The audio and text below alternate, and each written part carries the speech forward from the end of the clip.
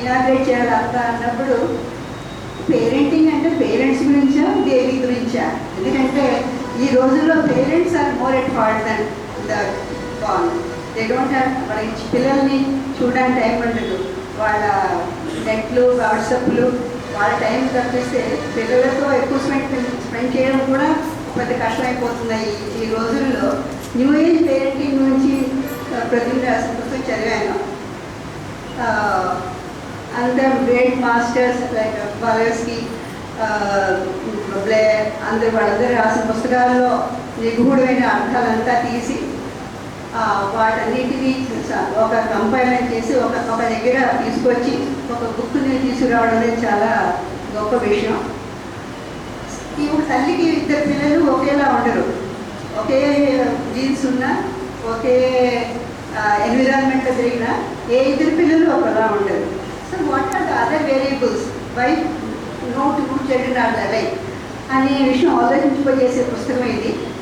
దానికి వాళ్ళ సన్సైన్ అవ్వచ్చు, ఎన్విరాన్మెంట్ అవ్వచ్చు, మిగతా చాలా ఫ్యాక్టర్స్ ఎలా ఎఫెక్ట్ అవుతాయి అన్నది అవన్నీ విషయం ఈ పుస్తకంలో చాలా బాగా రాశారు. ఈ పుస్తకం చదివి చిన్నప్పటి నుంచి పిల్లలకి ఒక ఆధ్యాత్మిక రంగంలో అట్లీస్ట్ అంకురం వేసి వాళ్ళని ఆ లైన్లో తీసుకొచ్చి చేయడానికి ముందు పేరెంట్స్లో మార్పు రావాలని నా ఉద్దేశం. ఎందుకంటే now I feel more parents are at fault than the children. So పేరెంట్స్లో మార్పు వచ్చి ఇవన్నీ పిల్లలకి సరైన అవగాహన తీసుకొచ్చి వాళ్ళలో న్యూ ఏజ్ పేరెంటింగ్ అంటే పేరెంట్స్లో కూడా మార్పు వచ్చి కొత్త న్యూ ఏజ్ పేరెంట్స్ కూడా ఉండి ఇవన్నీ చేస్తారనే ఉద్దేశంతో చేసి నాకు అవకాశం ఇచ్చినందుకు గురువు గారు అమ్మారావు గారు గారి ప్రతినిధికి థ్యాంక్స్ చెప్తూ ఇస్తున్నాను.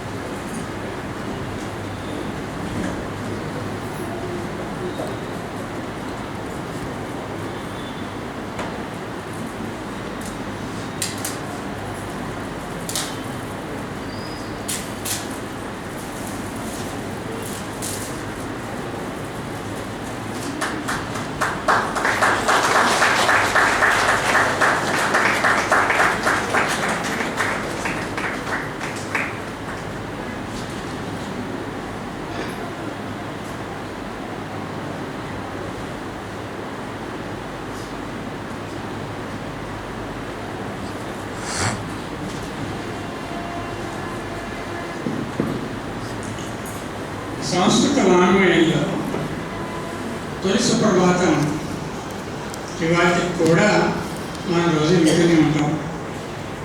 కౌసల్య సుప్రజ రామ పూర్వాసంధ్య ప్రవర్తక. తర్వాత పద్ధతి ఏమిటంటే కౌసల్య సుప్రజ అక్కడితో ఆగాలి. అమ్మ కౌసల్య, ఎంత చక్కని పిల్లానికి ఉన్నావమ్మా, ఎంత బాగా పెంచావమ్మా అని చెప్పి వాల్మీకి ఆదికవి చెప్పాడు మనకి. వాడి శాస్త్రాత్మే ఉండేటువంటి వాడు చక్రవర్తి ఇంట్లో పుట్టాడు. విశ్వామిత్రుడితో పాటు అడవికి పంపించేటప్పుడు చెప్పింది ఆవిడ, ఒరే నువ్వు ఇంతకాలం మనసుతోలిగా తత్వ మీద పడుకున్నావు, ఇప్పుడు విశ్వామిత్రుడు నేల మీద పడుకుంటే నువ్వు నేల మీద పడుకోవాలి, ఆయన కందమూలాలు తింటే నువ్వు కందమూలాలు తినాలి, గురువు ఆయనకి నువ్వు సేవ చేయాలి, ఆయన కాళ్ళు పట్టాలి, ఆయన పడుకున్నాక నువ్వు పడుకోవాలి అని చెప్పింది. అందుకని చెప్పి మనం ఇప్పటికీ అందరు దేవుండి వెంకటేశ్వర పిల్లవాడిని అలాగే పిలుస్తాం. ఇంత కౌశల్యాన్ని తలుచుకుంటాం. అది పేరెంటింగ్ అంటే.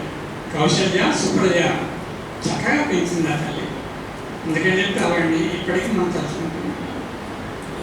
అదే రామాయణంలో ఇంకో తల్లి ఉంది, ఇంకా గొప్ప ఆవిడ కొడుకుని అడవికి పంపించుతాడు. రాముడు అడవికి వెళ్ళాలి, లక్ష్మణుడు అడవికి వెళ్ళాలని అవసరం లేదు. ఆయన అడవికి వెళ్ళమని సుమిత్రుడు లక్ష్మణుడిని పంపించింది. పంపిస్తూ ఏం చెప్పిందంటే, రాముడు నీ తండ్రి దశరథుడు అనుకో, సీతమ్మ నీ తల్లి అనుకో, వాళ్ళకి సేవ చేయి, వాళ్ళు పడుకుంటారు నువ్వు పడుకోవద్దు, వాళ్ళు తింటారు నువ్వు తింటుందండి. 14 సంవత్సరాలు లక్ష్మణుడు తినలేదు, పడుకోలేదు. అలా ఉండమని తల్లి చెప్పింది. అది తల్లి అంటే. అదే రామాయణంలో సరే తల్లి గురించి మాట్లాడుతాం. నా తండ్రులు అంత చోట్ల కదా తండ్రుల్లో మంచివాడు ఉండొచ్చు. భరతుడు రాముని వెనక్కి తీసుకురావడానికి కోసం 1008 మంది మహర్షులు దేవర్షులు పట్టుకెళ్ళారు. 1008 మంది పట్టుకెళ్ళారు. దాంట్లో జాబాలు ఉన్నాడు, వశిష్ఠుడు ఉన్నాడు, అర్జునుడు ఉన్నాడు, గౌతముడు ఉన్నాడు, గొప్ప అగస్త్యుడు ఉన్నాడు. అందరినీ పట్టుకెళ్ళారు. 107 మంది రాముడి వెనక్కి రమ్మన్నారు. 108వ వాడు ఏం మాట్లాడేది. మాట్లాడిన వాడు జనకుడు. యాక్చువల్గా మాట్లాడాల్సిన వాడు జనకుడు. నా కూతురు అడుగు పట్టుకెళ్తున్నావు, నువ్వు వెనక్కి రాజ్యం చేయాలి. జనకుడు కదా అడగాల్సింది. జనకుడు అనలేదు, మాట్లాడలేదు ఆయన. మిగిలిన 108 మంది రాముడిని, 1007 మంది రాముడిని వెనక్కి రమ్మన్నారు. 1008వ వాడు మాత్రం ఏమలేదు. తన కూతురు చెప్పాట, రాముడిని అనుసరించి ఉండు నువ్వు ఎప్పుడు, రాముడికి నువ్వు చూసుకోవాలి రాముడిని నువ్వు అని చెప్పాడు. యాక్చువల్గా తండ్రి ఏం చేయాలి, రాముడు అడగకపోతే పోయాడే, నువ్వు మిదిలికి వచ్చి విజయనగరంలో ఉండొచ్చు, 14 ఏళ్ళే రాముడు వెనక్కి వచ్చాక చెప్పాలి. యాక్చువల్గా పుట్టింది కావడం తప్పే కాదు దాంట్లో. కానీ జనకుడు ఆ మాట అనలేదు, నువ్వు రాముడిని చూసుకో అని చెప్పాడు. అది పేరెంటింగ్ అంటే. ఇందాక ప్లానెట్స్ గురించి మాట్లాడుతున్నాం మనం. ఈ ప్లానెట్స్ అన్ని వాయు పగ్గాల ద్వారా ధ్రువుడి ఆధీనంలో ఉంటాయట. ఎవడి ధ్రువుడు? పసివాడు. వాడు తండ్రి ఒళ్ళో కూర్చుందామని ఏడ్చాడు. ఏడిస్తే వాడు తండ్రి కూర్చోలేకపోతే ఏడుస్తూ తల్లి దగ్గరికి వెళ్ళాడు. ఆ తల్లి చెప్పింది, విష్ణు గురించి తపస్సు చేయాలి. చాలా పసివాడు వాడు విష్ణు ఎవడో తెలియదు, తపస్సు అంటే ఏమో తెలియదు. అలా చెప్పి పంపించినటువంటి తల్లి పేరు సునీత. అందుకని మనకి కౌశల్య కంటే యశోద కంటే ఇవాళ సునీత పేరు సమాజంలో ఎందుకుంది అంటే ధ్రువుడి తల్లి ఆవిడ గొప్పవాడు కాబట్టి మన అన్ని పేర్ల కంటే సునీత పేరు చాలా పాపులర్ మేము. అంత గొప్ప ధ్రువుడు ఆ మార్గంలోకి అంత పసివాడిని పంపించారు. అది పేరెంటింగ్ అంటే. చాలా పేరెంటింగ్ గురించి చెప్పడం అనేది ఎంత చెప్పినా, ఎన్ని యుగాలు చెప్పినా ఎప్పటికీ వర్తిస్తూనే ఉంటుంది.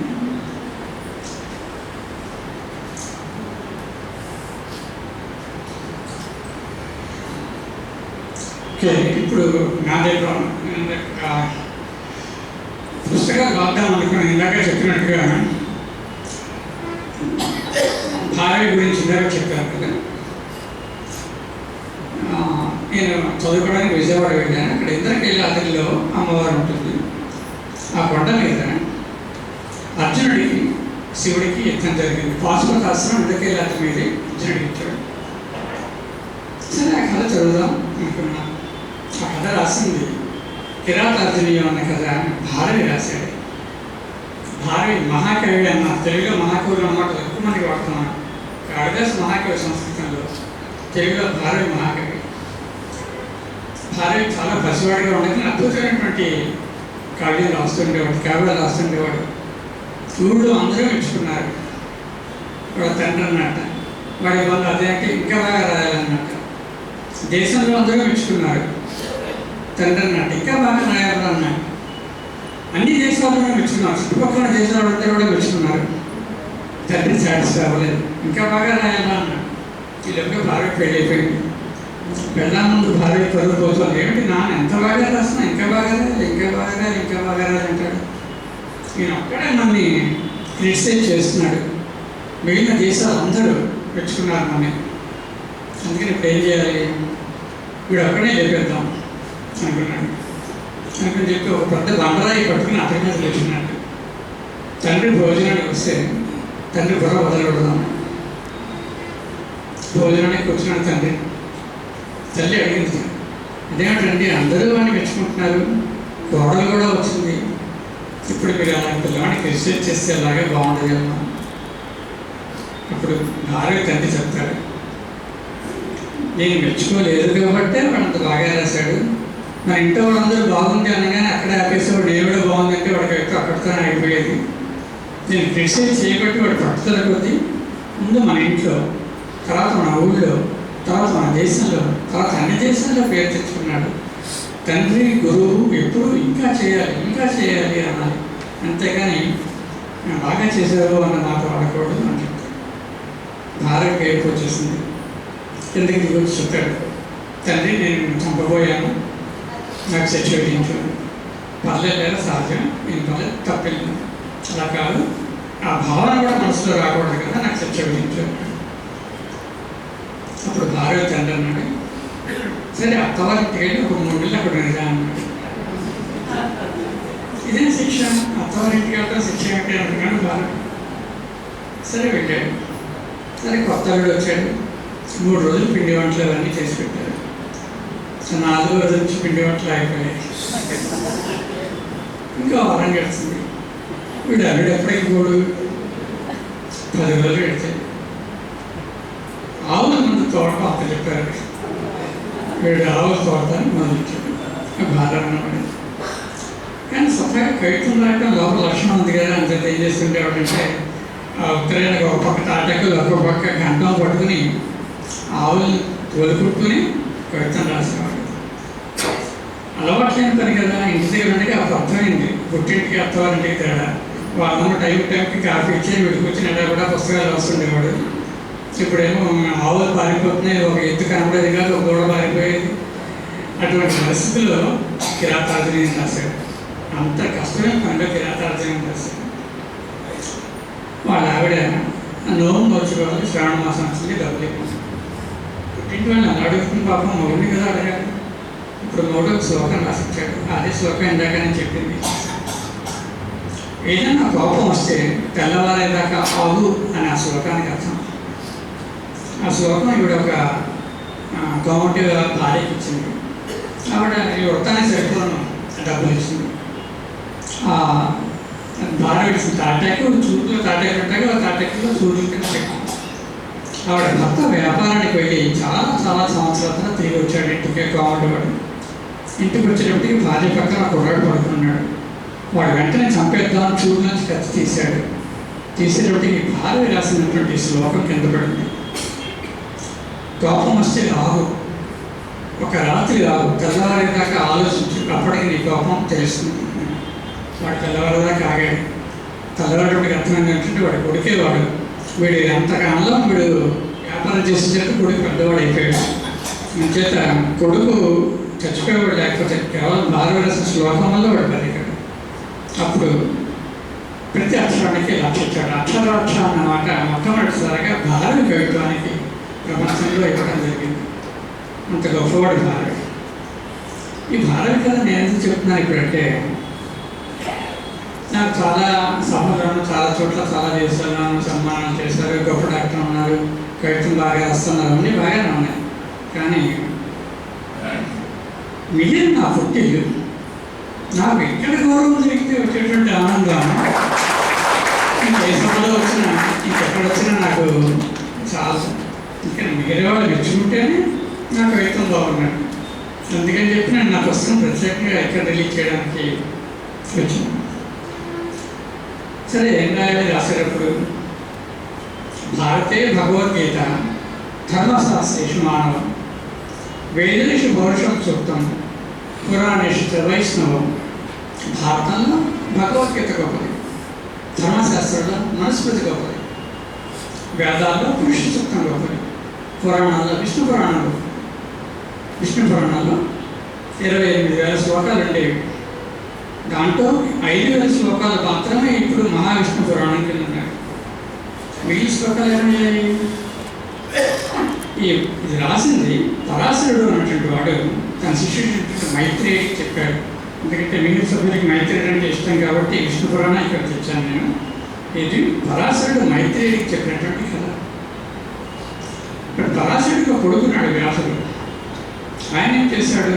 ఈ విష్ణు పురాణం కాపీ కొట్టి దీంట్లో నరసింహపురం వరాహ నరసింహ పురాణాలన్నీ రాసేస్తాడు. అందుకని చెప్పి 5,000 శ్లోకాలే విష్ణు పురాణాల్లో ఉన్నాయి. బాగుంది. ఇంకా కాపీ కొట్టగా కూడా ఇంకా 6,000 శ్లోకాలు ఉండిపోయాయి విష్ణు పురాణంలో. 17 పురాణాలు రాశాడు వ్యాసుడు. శాంతి లేదు. అప్పుడు నారదుడు వచ్చి చెప్తాడు, భాగవతం రాయాలి అని. మీరు మా నాన్నగారు రాస్తారు కదా విష్ణు పురాణం, అదే నేను మళ్ళీ భాగవతం రాస్తే ఎలాగంటే, అదేం కాదు నువ్వు కొడుకు కదా, నీకు లీగల్ రైట్స్ ఉంటాయి, అంచేత నువ్వు కాపీ కొట్టచ్చు పర్లేదని చెప్పి ఆ విష్ణు పురాణాల్లో ఉన్నటువంటి మిగిలిన 6,000 శ్లోకాలు ఇచ్చి భాగవతాన్ని రాశాడు. అంచేత అటువంటి విష్ణు పురాణాన్ని రిలీజ్ చేయమని నేను మాస్టర్ గారు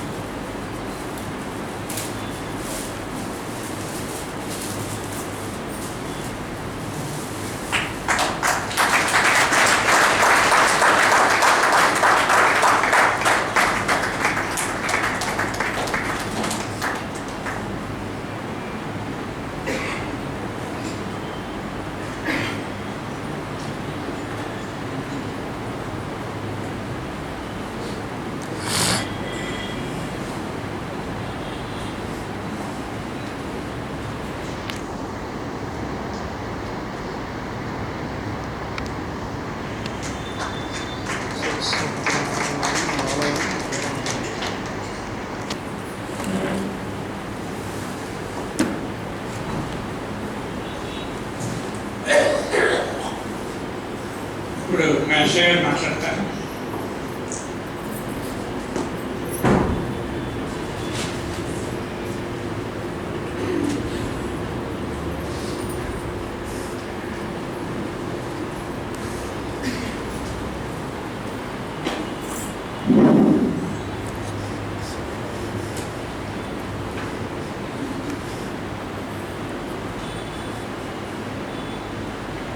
करारविन्देन पदारविन्दं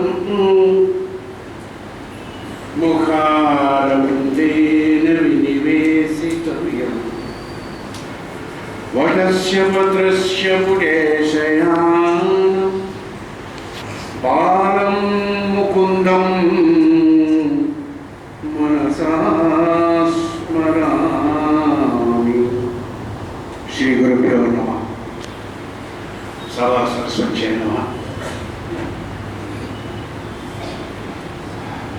వేదిక పైన వేదిక చుట్టూ ఉండేటటువంటి వారి హృదయంలో ఉండేటటువంటి వాసుదేవుడికి నమస్కరిస్తూ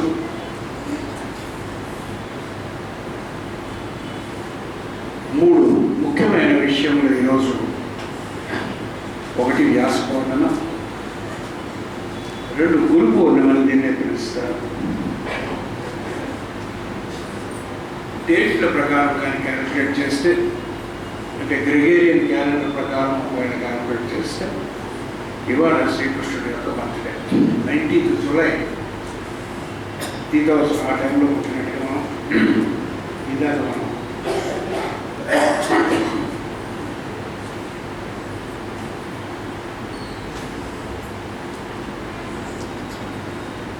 వ్యాసుడి గురించి ఈ బుక్ మనం రిలీజ్ చేసినటువంటి విష్ణు పురాణం గురించి మాట్లాడే ముందు వ్యాసుని జనం అనేటటువంటి ఒక్కసారి మనం స్మరించాలి. వ్యాస పౌర్ణమి కాబట్టి మానవుడు పై లోకముల్లోనికి వెళ్తూ ఉండగా 7 వ్యావృతులను ఉంటాయి, 7 లోకములు ఉంటాయి మనిషి. భూ భువ సువ మహ జన, హైయెస్ట్ తప అయిన తర్వాత సత్యలోకం అని ఉంటుంది. ధ్యానం ద్వారా మానవుడు కొడుకుని శక్తిని పైకి తీసుకెళ్తే మ్యాక్సిమం సత్య లోకం వరకు వెళ్ళగలడు. అదే బ్రహ్మ ఉండేటువంటి లోకం, ద ప్లేన్ ఆఫ్ ట్రూత్ అని పిలవచ్చు. ఈ 7 లోకంలో హైయెస్ట్ లోకము మానవుడైతే అయినటువంటి సత్యవత లోకం. బ్రహ్మ దగ్గర నుంచి మన దగ్గరికి వచ్చేటటువంటి వాక్కు 4 లెవెల్లో వస్తుంది. పర, పశ్యంతి, మధ్యమ, వైఖరి.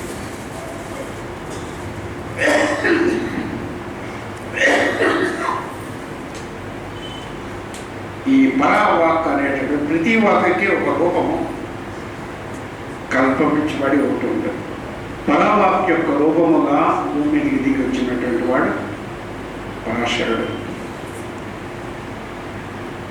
పరావాక్ అంటే పరా, పశ్యంతి, మధ్యమ, వైఖరి అంటారు.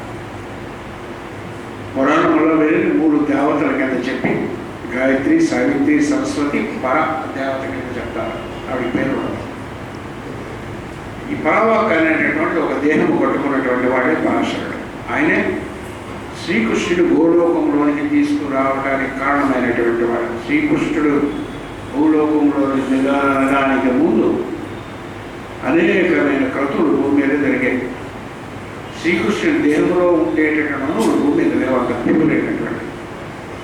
పరాశరుడు హోమం చేసి అణువులని శుక్రగ్రహం నుంచి సూర్యుడి దగ్గర నుంచి బయట తీసుకొచ్చి దేవకీదేవి గర్భంలో ఆయన ఉండేటప్పుడు పరాశరుడు దాన్ని ప్రవేశపెట్టి శ్రీకృష్ణుడి జననముకు దేహంలో కారపడేయడని మనకి పురాణంలో రహస్యం చెప్తాయి. మాస్టర్ ఈకే గారు రాసినటువంటి పుస్తకంలో ఉంటాయి. ఈ పరాశరుడు సత్యవతి అనేటటువంటి ఆవిడ, ఇందాక నేను చెప్పినటువంటి సత్యం అనేటటువంటి లోకంలో సంబంధించినటువంటి ఆవిడ ఒకవేళ రూపము ధారిస్తే, పరావాక్కు 2 కలిస్తే, పరావాక్కులో ఉండేటటువంటి ప్రజ్ఞలో ఉండేటటువంటి మానవుడు సత్యలోకములకు ఎదిగి వారిద్దరూ కానీ కలిస్తే మధ్యలో ఉండేటటువంటి వాడు వ్యాసుడు. ఇమాక్యులేట్ కాన్సెప్షన్ అంటారు. జీసస్ క్రైస్ట్ ఇమాక్యులేట్ కాన్సెప్షన్ అంటారు. ఫస్ట్ ఇమాక్యులేట్ కాన్సెప్షన్ వ్యాసుడు. ఆ బోట్లో ఉండేటప్పుడు ఆవిడ చూశాడు. ఈ టైంలో మహాత్ముడు అయినటువంటి వాడు భూమికి దిగడానికి ఉన్నాడికి అది పుట్టించగలిగేటటువంటి వాడు ఎవరు భూమి మీద లేరు కాబట్టి పరాశరుడు ఒక చీకటిని కలుగు చేసి దాంట్లో వ్యాసుడు పుట్టించాడు. వ్యాసుడు అంటే మన మ్యాథమెటిక్స్లో వ్యాసం అని అంటారు. అంటే డయామీటర్, అంటే హోల్ లాంగ్వేజ్ కానీ మనకి తెలియాలంటే, విజ్డమ్ అంతా తెలియాలంటే the travel is from circle to circumference అని ప్రజలు చెప్తారు. మనం సెంటర్ అయ్యి ఉండి సమస్తం విషయంలో చూడడానికి కావాల్సినటువంటి ప్రయత్నం చేసినటువంటి దానినే డయామీటర్ అనే ఒక లెవెల్లోని, వ్యాసం అనే ఇంకొక లెవెల్లోని చెప్తారు. ఏ మానవుడైనా అసలు ఈ వ్యాసుడు త్రేతాయుగంలో శ్రీకృష్ణుడు సమయంలో పుట్టడం వల్ల మన అదృష్టం కోసం ఏం చేశాడు ఆయన అంటే he made a big library of himself. ఏం చేశాడంటే మనం వచ్చేటప్పటికి ఇందాక ఎవరు అడిగారు నన్ను, చదవటం ఇంపార్టెంటా వినడం ఇంపార్టెంటా? వినడం ఇంపార్టెంటే సార్, ఓపిక ఉంటే చదవడం కూడా ఇంపార్టెంట్. లేదా మనం చదవాలనే వ్యాసుడు ఇది రాశాడు. ఈ రాసిన వాటన్నిటికీ కూడా సీక్రెట్ అయినటువంటి ఫార్ములా ఎక్కడి నుంచి తీసుకున్నాడంటే తండ్రి అయిన పరాశరుడి దగ్గర తీసుకున్నాడు. మైత్రేయుడు పరాశరుడు వారి ప్రియ శిష్యుడు, ఇది కొడుకు. ఇందాక ఆయన చెప్పినప్పుడు ఈ సృష్టికి సంబంధించిన సమస్తమైనటువంటి వేదం యొక్క రహస్యంలో 18 ఫార్ములాస్ ఉన్నాయి. వెరీ ఇంపార్టెంట్ 18 ఫార్ములాస్ అన్నీ కూడా విష్ణు పురాణంలో ఉంటాయి. ఆ విష్ణు పురాణం నందు ఉండేటటువంటి పురాణంలో ఉండేటటువంటి వాటిని ఆయన క్లియర్గా మనకి అర్థం అవడం కోసం వ్యాసుడు 18 పురాణములు 18 ఉపపురాణములు తయారు చేసి మనకి ఇచ్చిన తర్వాత ఆయన రాసినటువంటి సూత్రాలు కూడా ఉన్నాయి. ఇంకా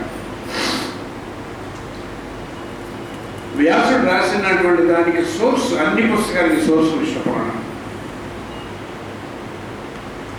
విష్ణు పురాణంలో మించినటువంటి పురాణం లేదు, ఇంకొక ఎక్కడ పుట్టలేదు.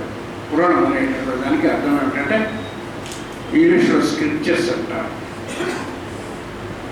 పురాణమునందు చెప్పబడినటువంటి కథ ఏదైనా సరే ఈ భూమి మీద కానీ సూర్యగోళంలో కానీ జరిగి ఉంటుంది.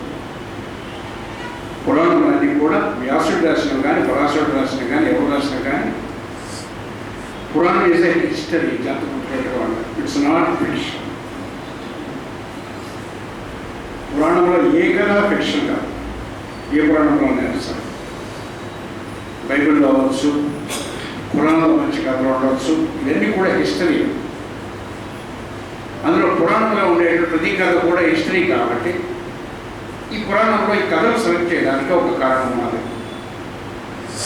ఏ కథ అయితే ఏ జాతికైనా ఏ కాలమునకైనా ఎప్పటికైనా ప్రతిరోజు కూడా సత్యమై ఉంటుందో దాన్ని అటువంటి కథను తీసుకుని పురాణంలో పెట్టారు.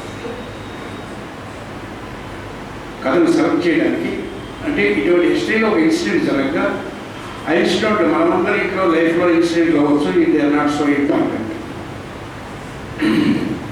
But some people's lifes are so important. వాటిని ఏం చేశారంటే కలెక్ట్ చేసిన తర్వాత పురాణం కింద కథ కింద పురాణంలో ఉండే కథ 7 లెవెల్స్లో అర్థం ఉంటుంది. 7 చెప్పగలం, 7 లోకముల్లోనే అర్థం చెప్పగలం. ఎందుకంటే ఆవిడ సత్యలోకంలో వరకు వెళ్తుంది అర్థం. ఒక్కొక్క పురాణానికి 7 keys ఉంటాయి మేడం లెవెల్స్కి. I only the open 3 keys and 4th key will be opened in the coming century and second chapterలో రాస్తుంది. ఈ 7 keys గురువు దగ్గర శిక్షణ నేర్చుకుంటారు. మోస్ట్ ఆఫ్ ఇట్ పైకి ఎత్తుకుని పోతే they are scientific formulas. Science ఏం చేశారంటే వాళ్ళు పురాణంలో 2 రకములు, వ్యాసులు లాంటి వాళ్ళు 2 ట్రిక్స్ చేశారు మనకి. ఈ సైన్స్ కింద ఉండే కొనలు పోతుందని తెలిసి వేదిక్ సైన్స్ కథలు ఎందుకంటే వదిలేశారు. కథలు పిల్లలు చెప్పుకుంటూ కథలు సర్వైవ్ అయ్యారు. భారత భాగవతంలో రామాయణం ఇంతకు సర్వైవ్ అయ్యారు. వీటిని సోర్స్ బుక్ అని పేరుతో పిలుస్తారు. పుస్తకం 4 రకములు, మనుషులు కూడా 4 రకాలే. రోజు చదివి పనిచేసేటటువంటి లిటరేచర్ ఒకటి, చదవకూడని లిటరేచర్ కూడా ఉంటుంది. దాన్ని క్రాష్ అంటాం. ఎప్పటికప్పుడు చచ్చిపోతుంది. అదే న్యూస్ పేపర్ అంటే. న్యూస్ పేపర్ అడిగింది బయట చూసుకుని నీళ్ళు తుడుచుకుంది కదా.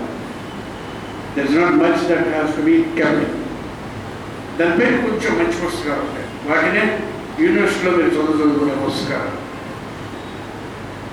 కొంతవరకు పనికి వస్తే ఆ చదివిన తర్వాత ఏ చదువుతారు. ఈ డాక్టర్లు ఉన్నారు, ఇంజనీర్లు ఉన్నారు. చదివిన దాంట్లో వాళ్ళు 5 ఏళ్ళు 4 ఏళ్ళు చదివిన దాంట్లో ఎంత % ఉపయోగిస్తారు? ఒక 5-10% ఉపయోగిస్తారు. మిగతా అంతా కూడా ఎవరైనా అంతేనా మిగతా కాటాన్ని అమ్ముతారు. ఇక్కడ ఉన్నారు ఇంజనీర్లు, ఎండీలు అందరూ ఉన్నారు సభలో. తర్వాత మిగతా లిటరేచర్ అంతా కాటాలు అమ్ముకుంటారు. అందులో చాలా వరకు ఉపయోగించేటటువంటి ఉండదు. అది second level books. Third level వెళ్ళేసరికి కావ్యములని ఉంటాయి. కాళిదాసు రాసినటువంటి రఘువంశం, తర్వాత అష్టదిగ్గజుడు రాసినటువంటి డాక్టర్ గారు చెప్పినటువంటి భారద్గవి రాసినటువంటి ఈ పుస్తకములు ఇవి కూడా they are highest level and third లెవెల్లో ఉంటాయి. ఇవి పురాణములతో ఈక్వల్గా సమానంగా ఉంటాయి. హైయెస్ట్ లెవెల్లో ఉండేటువంటి పురాణములు. వేదముల గురించి మనం కామెంట్ చేసేటట్టు అర్హత లేదు. వేదాలై అంతా వేదముల గురించి మనం చెప్పగలిగేటటువంటి స్టేజ్ కూడా లేదు. ఎందుకంటే మనం నేర్చుకుంటే 1% ఆఫ్ వేదాలు నేర్చుకుంటాం కాబట్టి. ఈ పురాణములు అనేటువంటి సోర్స్ బుక్స్. ఈ సోర్స్ నుంచి ఏదైనా వస్తుంది, ఏదైనా తెలుసుకోవచ్చు, ఏదైనా ఉంటుంది పెట్టడం. ఈ పురాణం ఇంట్లో ఉండి తీరాలి. ప్రతి వారు కొనుక్కొని తీరాలి. సంస్కృతంలో అర్థం కాకపోతే కోపమని ఏం లేదు. ట్రాన్స్లేషన్ అంటే కొనుక్కోవచ్చు. తెలుగు ట్రాన్స్లేషన్ చదవలేరు కాబట్టి ఇంగ్లీష్ ట్రాన్స్లేషన్ కొనుక్కోవచ్చు. ఇంగ్లీష్ ట్రాన్స్లేషన్ కూడా తెలుగు మంచిది, తెలుగు కంటే సంస్కృతం మంచిది నేర్చుకోగలిగితే. ఎందుకంటే సంస్కృతం డైరెక్ట్గా డివైన్ లాంగ్వేజ్ కాబట్టి. ఈ పరాశరుడు ఇచ్చినటువంటిది, వ్యాసుడికి ఇచ్చినటువంటిది, సత్యవతి ద్వారా పుట్టిన వ్యాసుడికి ఇచ్చినటువంటిది greatest formula Vishnu Puranam. Greatest formula that is a math. నేను చదువుతుండగానే మీ కథ చదివినా సరే ఒక రకమైనటువంటి ఎనర్జీ వస్తుంది. లోపల అంతరార్థంలో తెలుస్తున్న పోతుంది, నాకు లోపలికి వెళ్తాము. మాస్టర్ గారు కొంత అంతరార్థాలు మనకి చెప్పడం కోసం భాగవత రహస్య ప్రకాశం రాశారు. అందులో ఉండేటువంటి చాలా కథలు విష్ణు పురాణం కూడా ఉంటాయి. భగవద్గీత ఉండేటువంటి కొన్ని రహస్యం విష్ణు పురాణంలో ఉంటాయి. మేడం బ్లావెట్స్కి రాసినటువంటి సిక్కిట్ డాక్టర్ దాంట్లో పద్మపురాణం, విష్ణు పురాణం, బ్రహ్మాండ పురాణం వీటి యొక్క కొటేషన్స్ రెగ్యులర్గా కనిపిస్తాయి మనకి. మొత్తం అంతా సిక్కిట్ డాక్టర్లో ఉన్నదంతా కూడా ఈవిడే ఎక్స్ప్లెయిన్ చేయడానికి ట్రై చేస్తుంది. ఆవిడ 3 కీస్తో ఓపెన్ చేస్తుంది ఇవే పురాణం. వీటి పురాణములతో పాటు వీటి యొక్క హైయెస్ట్ క్వాలిటీ చెప్పడం కోసం ఏం చేస్తుందంటే ఈజిప్షియన్, చార్లియన్ ఈ పుస్తకాలు కూడా కంపేర్ చేస్తుంది. కానీ అల్టిమేట్గా ప్రూవ్ చేసింది ఏంటంటే ఈ పురాణం. పురాణంలో జరిగిన కథ ఏ జాతికైనా, ఏ సమయమునకైనా, ఏ మానవుడికైనా సరే ఉంటుందని పురాణం అంటే. అటువంటి అద్భుతమైనటువంటి పరాశరుడు వారి కొడుకు అయినటువంటి వ్యాసుడు జన్మజన్మనందు మనం ఒకసారి రిలీజ్ చేసుకుని దాన్ని చూడలేదు. చాలా పుట్టుకుంటేనే పుణ్యం మనం. అటువంటి అవకాశం మనకి వీటిలో తెలుగులో హాయిగా చదువుకోవచ్చు. ప్రవరేశ్వరి గారి దాంట్లో నేను ఎందుకు ఆయన అంత ఎంకరేజ్ చేస్తానంటే, నేను రాసినప్పుడు సిస్టగ్రాఫిక్గాను కొంచెం లెవెల్ ఎక్కువ ఉంటుంది తెలుగు. అప్పుడప్పుడు నేను రాసిన తెలుగు అర్థం కాదని కూడా చాలా మళ్ళీ పక్కనే చేస్తుంటాను. అప్పుడప్పుడు డివిఆర్ మూర్తి వచ్చి మాస్టర్ గారు జర్నలిజం ఇది పనికిరాదండి, కొంచెం ఇంకా తగ్గించండి. మొదట్లో రాసిన దానికి ఇప్పటికీ నేను చాలా పలసగా రాయడం వల్ల ఈ జర్నలిజం పడడం వల్ల మీరు ఇంకా పలసగా రాయాలి, తెలుగు పలసగా రాయడానికి ప్రయత్నం చేస్తున్నాను. రామనరసింహ గారు మన దగ్గరలో భార్య భర్త మాట్లాడుకున్నట్టుగా తండ్రి కొడుకు మాట్లాడడం అంత సులభంగా ఉంటుంది ఆయన కోసం. వీటి రాసిన పుస్తకాలు కూడా కొంచెం ప్రజలు రాసిన పుస్తకాలు కూడా వాటి గురించి 4 నిమిషాలు చెప్పమన్నాడు, చెప్తానని కూడా కొంచెం అవి కూడా అర్థం అవడం కష్టం. కొంచెం ఒకే సెంటెన్స్ 2-3 పేజీలు రాస్తాడు. అలా కాకుండా రామేశ్వర గారి దాంట్లో ఉండేటటువంటి ఆ ఫ్లేవర్ ఎలా ఉంటుందంటే ఈవెన్ తెలుగు రాకపోయినటువంటి ఆడవాళ్ళైనా సరే, ఇంటర్మీడియట్ చదువుకున్న వాళ్ళైనా సరే అంత బాగుంటుంది. నాకు కూడా ఒక అర్థం కొంతమంది అనుకుంటూ ఉంటారు. ఇప్పుడు ప్రసన్న చేస్తున్నాను, చూడాలి ఇంకా అర్థమవుతున్నాదో లేదో. వేదం అంతా మంత్రాలు ఉంటాయి, అర్థం అవడం చాలా కష్టం.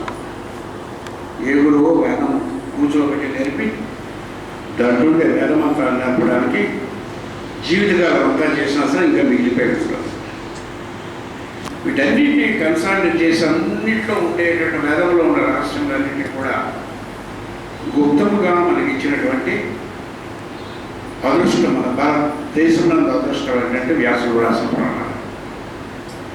వ్యాసులు రాసిన పురాణాలన్నీ ఎందుకు ఇచ్చారంటే వేదంలో సులభంగా అర్థం అవడానికి అప్రోచ్ అవ్వడానికి.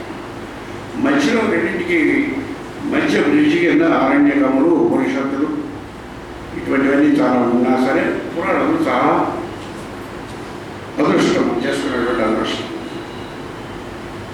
ఆధ్యాత్మిక జీవనంలో మధ్యలో ఏం చేశారు పురాణం? మా చిన్నప్పుడు ఇప్పుడు పోయే 70 ఏళ్ళ క్రితం 60 ఏళ్ళ క్రితం ప్రతి వీధిలో కానీ గుడిలో కానీ పురాణ కాలక్షేపం జరిగారు. ఇక్కడ జగన్నాథ స్వామి టెంపుల్ ఉండే ఇక్కడ 60-70 ఏళ్ళ క్రితం నా చిన్నప్పుడు ఇక్కడ వెళ్తూ ఉంటే ఎవరో ఒకరు కూర్చొని పురాణం చెప్పారు. ఈ కారులో గొడవ, సౌండ్, పొల్యూషన్ లేదు కాబట్టి ఆ రోజుల్లో ఆయన మైక్ ఎక్కడ లేకుండా పురాణం చెప్తుంటే వీళ్ళందరూ వెళ్ళి వినేవారు.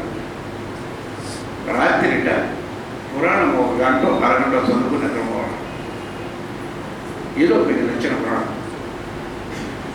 చేస్తే ఉండేటటువంటి మానసిక పరిస్థితి లేదు, మామూలుగా ఏదో ఆలోచిస్తూ పడుకునేటటువంటి మనసు పరిస్థితి లేదు. పురాణం అన్నది మీరు ఏం చేస్తుందంటే హయ్యెస్ట్ ప్లేన్స్ ఆఫ్ కాన్షియస్నెస్ని తీసుకెళ్తుంది.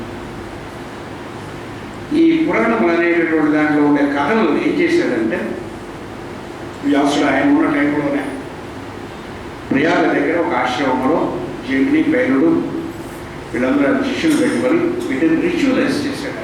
మహాభారతాన్ని డ్రామా కింద రాశాడు. భారతం డ్రామా కింద రాసి యాక్టర్స్ని పెట్టుకొని యాక్ట్ చేయించేవాడు. పుస్తకం చదవడానికి కొంచెం కష్టంగా ఉన్నప్పుడు డ్రామా ఎపీలింగ్గా ఉంటుంది. డ్రామా చూస్తుంటే అసలు కథ అర్థం అయిపోతుంది, బాగున్నట్టు. దాన్ని ఇప్పుడు సినిమా కింద తీశారు. సినిమాలో కూడా మంచి సినిమాలు తీసి చూస్తే దాంట్లో కథ అర్థం అవుతూ ఉంటుంది. అలాగే అంతకన్నా సులభమైనటువంటి డ్రామా. కాళిదాసు కూడా డ్రామాను ఎంకరేజ్ చేశాడు. భాసుడు డ్రామాను ఎంకరేజ్, పురాణాలు ఉండేటటువంటి ఇన్స్టిట్యూట్ చేశారు. దాని తర్వాత వాళ్ళు ఏం చేశారంటే ఒక రిచువలైజ్ చేశారు. రిచువలైజ్ అనేటటువంటి దానిని ఏ రకంగా చెప్పవచ్చు అంటే సృష్టిలో ఉండేటటువంటి క్రియేటివిటీని అంతా కూడా ఒకసారి అర్థం చేసుకోవాలి. అంటే ఎంత టీచర్ చెప్పినా సరే అర్థం చేసుకోవడం. ఇఫ్ ఇట్ ఈస్ డ్రామటైజ్డ్ బ్రోకెస్ ఆ ఫార్ములా కోసం ఏం చేశారంటే ఆయన చేసినటువంటి డ్రామాటిక్గా ఉండడం కోసం అన్ని ఆశ్రమాలు ఆయన చేశారు. ప్రజలు రాసిన పుస్తకాలు 2 డ్రామాలు ఉంటాయి. అంటే క్యారెక్టర్స్ ఉంటాయి. ఆ క్యారెక్టర్స్ ఇక్కడ కూర్చొని పిల్లలు పుట్టిన తర్వాత చదవాలి. ఆ డ్రామటైజ్ ఎప్పుడైతే చేస్తామో దాని నుంచి ఒక వైబ్రేషన్ వస్తుంది. మిత్ర, పురుష, అంటే సూర్యుడు పుట్టినప్పుడు ఆయన బాధ సాధించాడు ఎలా ఉంటారు, వాళ్ళ పిల్లలు పుట్టేటప్పుడు ఏం చేస్తారు, గ్రహాలు ఆకారం తీసుకుంటే ఎలా చేస్తారు. రేపు ఎప్పుడో ఒకసారి ఎప్పుడైనా బాగున్న రోజుల్లో ఒకసారి పంచాంగ శ్రవణానికి గ్రహాలని వేషం వేయించి వాటి చేసి చూపిద్దాం ఒక ప్రోగ్రామ్ 2-3 ఏళ్ళ బట్టి ప్లాన్ చేస్తాం. ఈసారి ఎప్పుడైనా చూద్దాం. స్టేజ్ మీద కూర్చొని తప్పకుండా ఇంద్రసభ అన్నప్పుడు చేసాము.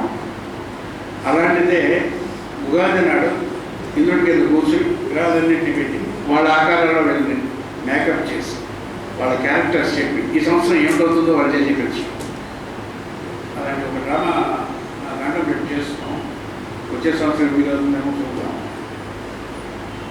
చేస్తే ఎఫ్ఐఆర్ అవ్వడం వేరు, మామూలుగా చదువుకోవడం వేరు, వేరుగా వేరు లెవెల్స్. వీటన్నిటి కూడా గ్యాస్లో ఎక్స్పెరిమెంట్ చేశారు. వాటి కోసం అనేటువంటి పురాణాలు యాక్చువల్గా రాయబడినాయి. పురాణంలో కొన్ని కథలు రిపీట్ అవుతూ ఉంటాయి, కొన్ని కథలు ఉండవు, తమాషాగా ఉంటుంది. ఆ పురాణంలో మొత్తం కృష్ణుడు చూడండి, కృష్ణుడి దగ్గర ఎక్కడ రాధ అన్నటువంటి ఒక వర్షం రాదు, అసలు పోషణ లేదు. అంటే ఆ ఫార్ములాగే రాధ అక్కర్లేదు. బ్రహ్మ వైవేంత పురాణంలో మొత్తం కథ అంతా రాధ గురించి ఉంటుంది. అంటే ఒక్కొక్క పురాణం నందు ఒక్కొక్క కథ వచ్చినప్పుడు ఒక్కొక్క ఫార్ములా ఇచ్చేటప్పుడు ఆ క్యారెక్టర్స్ ఏవైతే అవసరం లేదో వాళ్ళు తీశారు. జాగ్రత్తగా 18 పురాణం చదువుకోవాలి. అప్పుడు 18 పురాణముల యొక్క సమ్ టోటల్ విష్ణు పురాణం. 18 పురాణంలో ఉండేటటువంటి అవన్నీ లిస్టు నేను మీకు అక్కర్లేదు, అందరూ చాలామంది తెలిసినటువంటి వాళ్ళే కాబట్టి 18 పురాణాలలో ఒక్కొక్క పురాణం ఒక్కొక్క లిస్టు. బ్రహ్మ పురాణం ఒక ఫార్ములా, అలాగే బ్రహ్మవైవర్త పురాణం